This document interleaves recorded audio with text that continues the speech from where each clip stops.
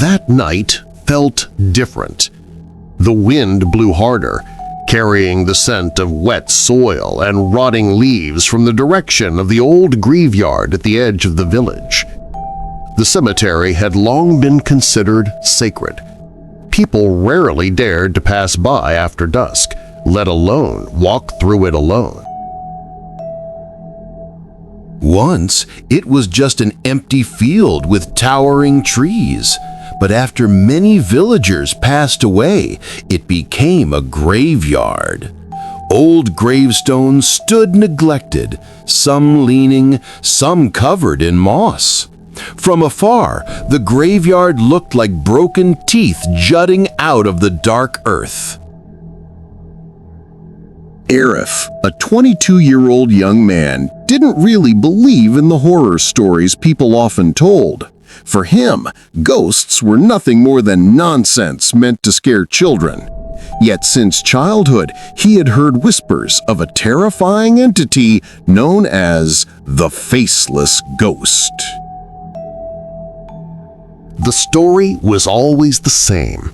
Those who saw it described a woman in ragged clothes, long hair covering her face, and, most horrifying of all, no eyes, no nose, no mouth, just pale, smooth skin like polished clay. Arif always laughed at the tales. "There's no such thing as a human without a face. People must have just imagined it," he said whenever his friends discussed the ghost. But deep down, curiosity began to gnaw at him. One night, he decided to prove it for himself. Armed with a flashlight, his phone, and a cigarette, he walked toward the old graveyard, guided only by the dim moonlight. The narrow path to the cemetery was eerily quiet, with nothing but the chirping of crickets and the occasional howl of a dog in the distance. At the graveyard gate, goosebumps spread across his skin. A coldness lingered in the air, far sharper than the night chill. The banyan trees towering above cast long shadows, pressing down on him like an invisible weight. Trying to steel himself, Arif sat near a cracked gravestone, licked his cigarette, and started recording with his phone. "If there really is a ghost, let it show itself tonight," he muttered with a nervous laugh, though unease began to sink in. Time crawled slowly. At 11 p.m., nothing happened except the sound of rustling leaves. But when the clock struck 12, the atmosphere shifted. The wind died. The crickets fell silent. The graveyard grew unnaturally still, as if the world itself held its breath. Then came footsteps, slow, dragging. Creak, creak, creak. Arif's heart skipped. "Who's there?" he called out, voice trembling. No answer. He swung the flashlight toward the sound, but nothing was there. Yet from the corner of his eye, he caught sight of something standing beneath a banyan tree. A woman in ragged clothes, head bowed, long hair cascading over her face. Arif froze.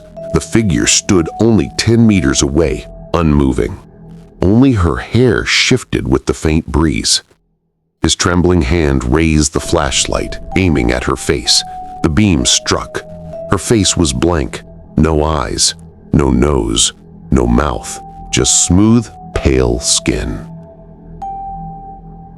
Arif stumbled back, nearly dropping the flashlight. His breath hitched, heart pounding. "What is that?" he whispered. The figure began moving toward him. Her footsteps dragged, echoing shoo, shoo, across the ground. Panic surged. Arif bolted, sprinting for the cemetery gate. But the footsteps only grew closer, relentless, as though she glided without running. At the gate, he dared to look back. The graveyard was empty. No woman, only silent, crooked gravestones. He gasped for air, sweat trickling down his face. Maybe it was just his imagination. But when he glanced at his phone, his blood ran cold. On the recording, the faceless woman stood right behind him, just one step away. Arif dropped his phone. Darkness swallowed him, and then something touched his shoulder.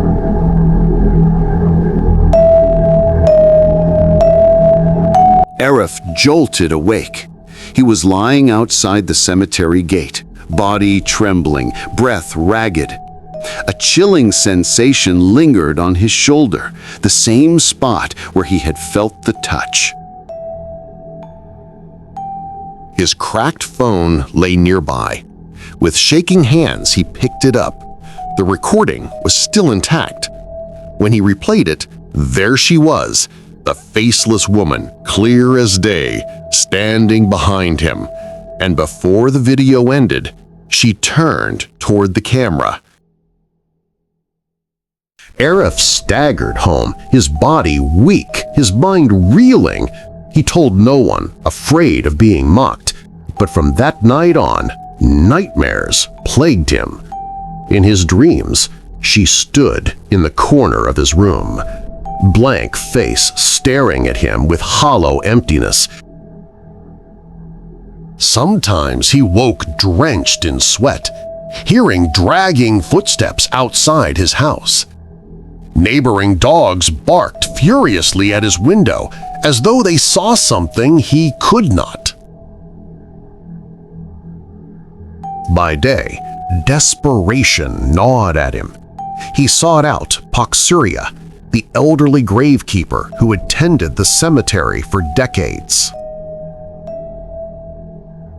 Upon hearing his story, Paksurya's face turned pale. "You shouldn't have meddled, boy," he said gravely. "That spirit, she's not just any ghost. We call her the Faceless One. They say she was once a woman whose face was destroyed in a terrible accident. Nobody claimed her body. She was buried there without honor, and her spirit never found peace. Anyone who disturbs her, she follows." Arif's blood froze. "What does she want?" he whispered. Paksurya's voice dropped to a near whisper. "A face. Sometimes she takes the face of those who look at her too long."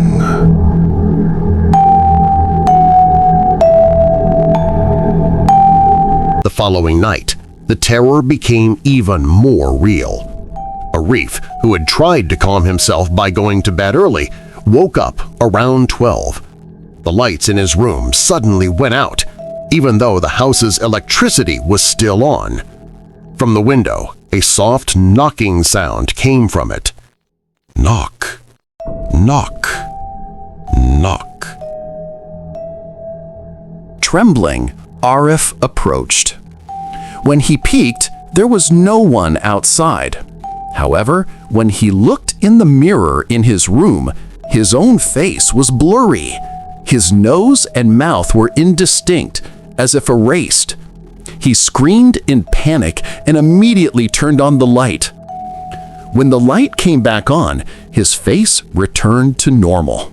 But the fear kept him from sleeping again. In the following days, the disturbances became more frequent. His door opened by itself in the middle of the night. The television turned on for no apparent reason, displaying a black screen with the faint shadow of a woman standing behind it. Sometimes he heard footsteps inside the house, even though he lived alone. What terrified him most was when he heard whispers right in his ear as he was trying to sleep. The whispers were silent, just hisses, as if someone without a mouth was trying to speak. Arif began to lose his sanity. His friend suggested he go to a kyai in the next village, but curiosity mixed with guilt made him think maybe he should return to the tomb, seek answers, and perhaps apologize.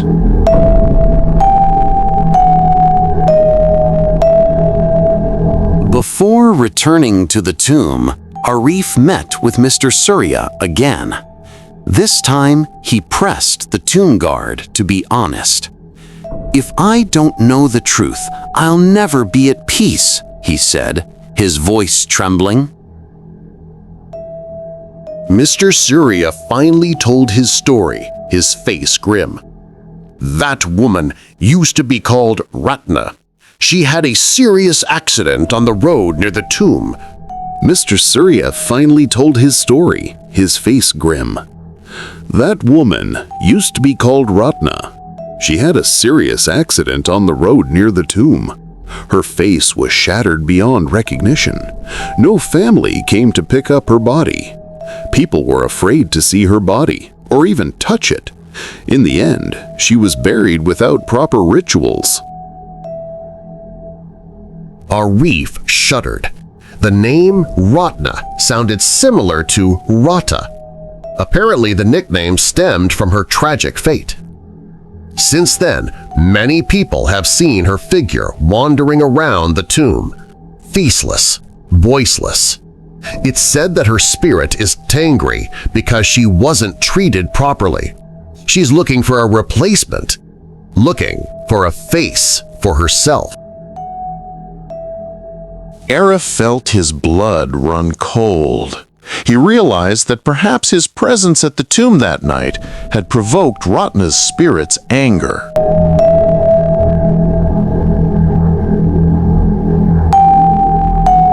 That night, armed with prayer and limited courage, Arif returned to the old grave.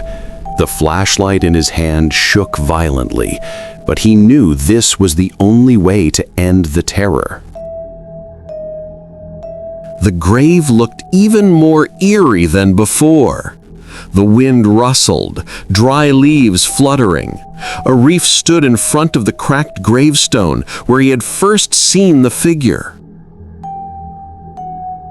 "I know you're angry," Arif said in a trembling voice. "I apologize for disturbing you. I will pray for you. Please don't bother me again." It was quiet. Only the whistling of the wind could be heard. But suddenly, behind him, he heard the sound of shuffling footsteps. Arif turned. There, Ratna stood again. Her long hair covered her face, her body stiff. This time, she was closer, only 3 meters. Arif held his breath. "I'm not afraid anymore. I just want you to calm down." He lowered his head, trying to hold back his panic.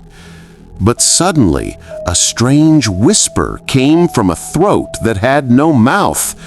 The figure approached, and her hair fluttered in the wind. Her face remained flat, but this time the skin began to crack, like cracked earth. Thick, black blood oozed from the cracks, dripping onto the ground. Arif nearly fainted. He stuttered out a prayer. Ratna's figure stared at him, eyeless, but with a soul-piercing emptiness. Suddenly, all the lights in the houses around the grave came on simultaneously. Holy verses from the mosque could be heard over the loudspeakers, which had been forgotten to be turned off after the prayer service.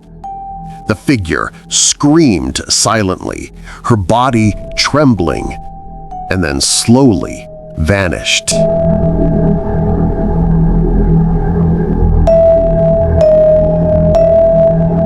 After that night, the disturbances stopped. Arif finally found some peace, though trauma lingered. He prayed often for the nameless grave where Ratna lay, hoping to ease her soul. Each time he recited prayers, the air felt calmer, as if her spirit was soothed. But the horror never truly ended. One night, months later, Arif stood before his mirror. Something about his reflection felt wrong. His nose blurred, his mouth faded, his eyes grew faint, melting away. And behind him, faint but unmistakable, stood the faceless woman once more. Terima kasih telah menonton. Jangan lupa subscribe, like, share, komen, dan ikuti kisah-kisah horor lainnya.